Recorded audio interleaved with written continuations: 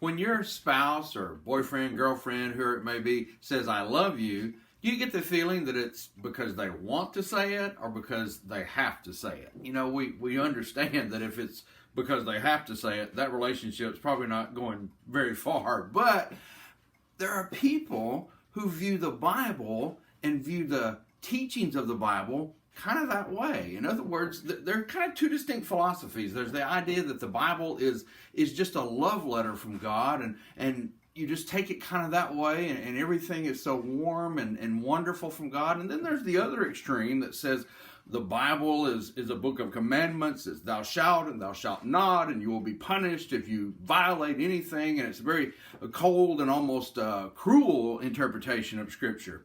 As usual, truth is found somewhere a little between those two extremes. In John chapter 15, beginning in verse 13, Jesus says, this is the commandment that I give you. Notice Jesus says, a commandment.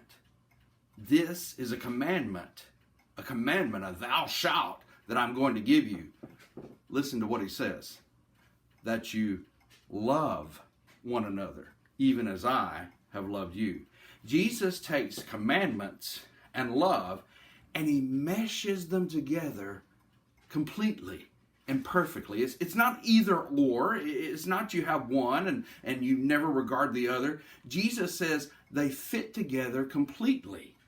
It's love and command. And then Jesus says that greater love has no man than this, that a man lay down his life for his friends, and you are my friends if you do what I command you. We have to do what Jesus says, but the foundation of that is love.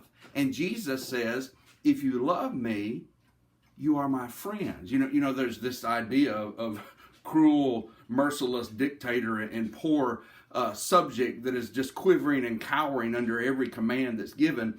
That's not the relationship we have with God. Jesus says, when you do what I say, when you obey my commands, you are my friend.